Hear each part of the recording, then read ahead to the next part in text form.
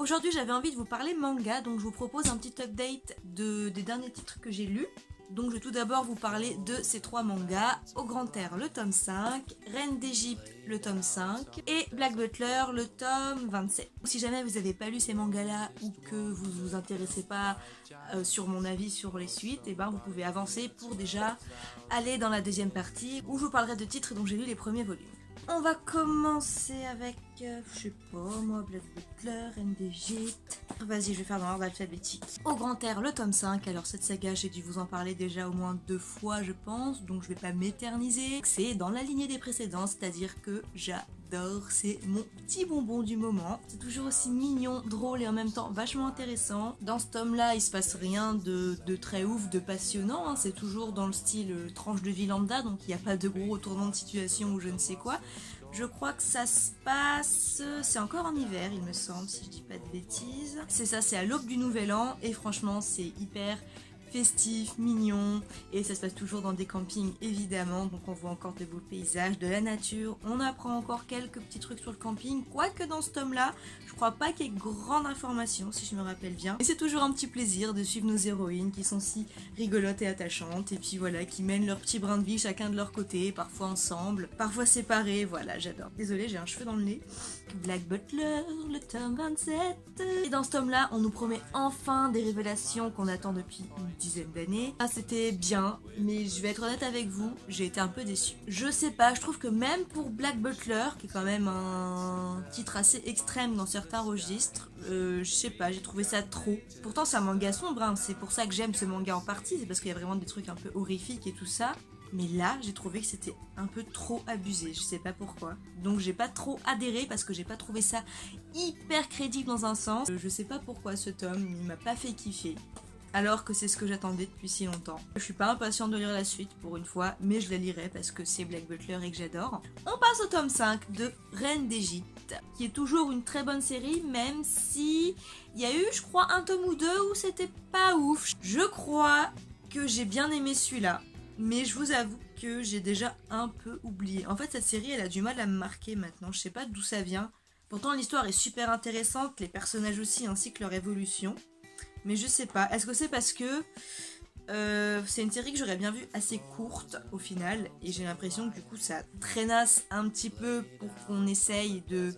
Oh, vous savez, faire un peu marketing. La série marche peut-être bien. Du coup, ils se disent on va la faire traîner un petit peu. Et du coup, je sais pas. J'ai beaucoup aimé, mais ça m'a pas marqué. Là, si vous me demandez ce qui s'est passé dans ce tome-là, je suis incapable de vous répondre en fait. Pourtant, je l'ai lu il y a pas si longtemps. Maintenant, je vais vous parler des mangas que j'ai commencé ces derniers mois. Et là, pour le coup, je vais vous parler d'un titre qui m'a vraiment marqué. Cette saga est un petit bijou. Tout le monde en parle depuis plusieurs mois déjà. Elle est couverte d'éloges par absolument tout le monde. Et clairement, je rejoins l'opinion générale, c'est de la bombe. Il s'agit de L'Atelier des Sorciers. C'est une édition spéciale 48 heures BD. C'est pas la couverture d'origine, normalement c'est ça. Mais voilà, du coup il était à 1,90€ et je me suis dit tiens, pour découvrir cette saga dont tout le monde parle, c'est pas mal comme prix, ça m'intéresse. C'est l'histoire de Coco qui est une petite fille humaine ordinaire, voilà. On est dans un univers où les humains cohabitent avec des sorciers, donc la magie est connue de tous. Et soit tu n'es humain, donc tu ne peux pas maîtriser la magie, soit tu n'es sorcier et donc tu as la possibilité de faire de la magie. Coco est une humaine, mais elle a toujours voué beaucoup d'admiration pour les sorciers et pour la magie, c'est vraiment quelque chose qui alimente sa vie au quotidien, elle adore ça. Et un jour, dans la boutique de sa mère, qui est, je crois qu'elle est couturière, quelque chose comme ça, il y a un sorcier qui vient justement, et il y a un enchaînement de circonstances qui va faire que Coco va être amenée à voir ce sorcier intervenir. Normalement, quand les sorciers interviennent, ils ne doivent pas être vus des humains dans la manière dont ils utilisent leur magie, mais Coco va être un petit peu curieuse, elle va essayer de voir, et il s'avère que suite à ce qu'elle va faire, il va se passer autre chose. Je suis vachement vague, mais bon. Et du coup, le sorcier va la prendre sous son aile et va décider de l'entraîner à faire de la magie, à devenir elle aussi sorcière. Si vous aimez la fantaisie, la sorcellerie et tout ça, c'est vraiment un titre à lire. Je vais vous montrer les autres tomes parce qu'ils sont trop beaux. Voilà, ça c'est le 4e, le dernier sorti, le 3e et le 2e. J'avais acheté que les 2 premiers tomes, je les ai lus là le jour même. Et le lendemain, je suis direct allée chercher les tomes 3 et 4 parce que franchement, j'avais juste trop envie de savoir la suite. Les personnages sont adorables, mignons tout plein. Si vous aimez Harry Potter, déjà, je suis sûre et certaine que vous allez kiffer l'Atelier des Sorciers parce que, bon, c'est pas la même chose du tout, hein, mais C'est pareil, on va suivre des élèves qui sont très jeunes et qui vont être en apprentissage pour la magie, ça c'est le point commun entre les deux, et c'est hyper différent, mais en même temps, voilà, il y a encore ce petit effet d'attachement. Je pense qu'on va voir les personnages grandir, évoluer, apprendre. En plus, ils sont tous différents les uns des autres, ils ont pas du tout le même caractère. Franchement, l'intrigue est hyper intéressante aussi, il se passe plein de trucs, il y a plein d'éléments, de trucs à découvrir qui en mettent plein les yeux, et c'est juste trop bien. Ça en met aussi plein le cœur également, du coup, voilà, je suis hyper fan de cette saga, franchement, mais je comprends tellement son succès. C'est amplement mérité. Et en plus, je vous montrerai, mais les dessins sont juste magnifiques. Déjà, je pense qu'au vu des couvertures, vous avez compris, mais franchement.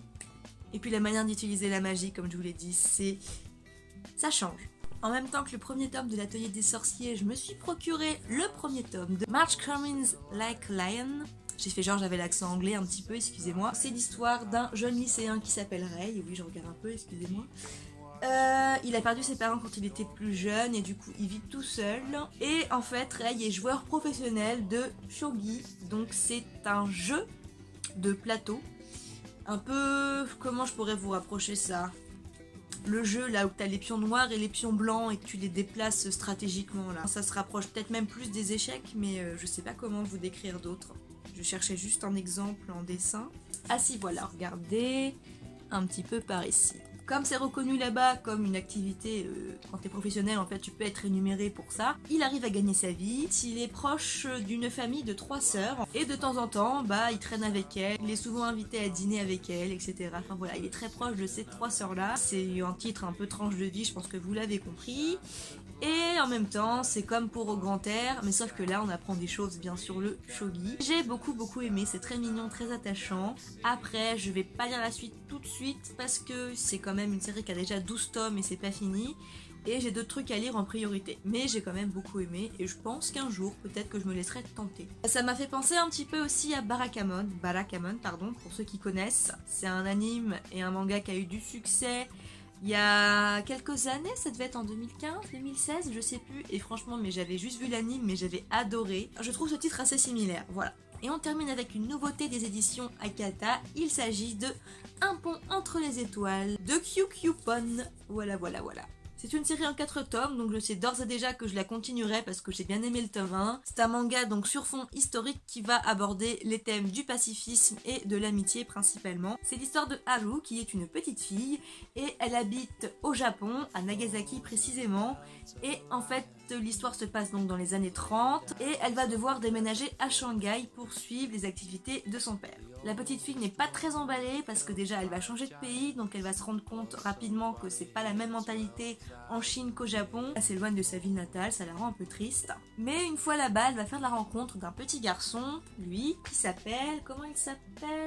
Je sais même plus si on nous le dit en fait, je crois qu'il y a un moment qu'elle essaie de lui poser la question, mais comme il parle pas la même langue, c'est un peu compliqué. C'est très mignon et en même temps ça se passe dans un contexte de guerre et c'est pas toujours facile. Ça évoque également un petit peu la violence et le racisme qu'il peut y avoir dans les quartiers. C'est un titre vraiment prometteur, je pense qu'on peut avoir une histoire vachement émouvante. J'ai beaucoup aimé ce premier tome, ça lance bien l'histoire, mais j'ai pas eu un coup de cœur non plus. C'est tout ce que j'avais à vous présenter pour cette vidéo.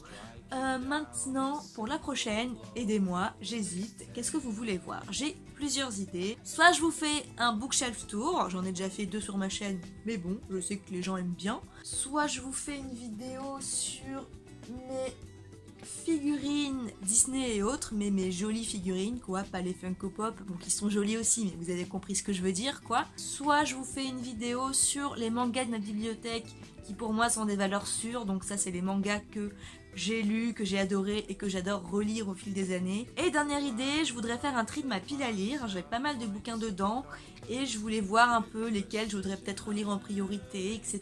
Mais voir ça avec vous du coup, est-ce que ça vous intéresse? En plus, vous pourrez comme ça me donner des conseils sur les livres que je pourrais sortir le plus rapidement possible.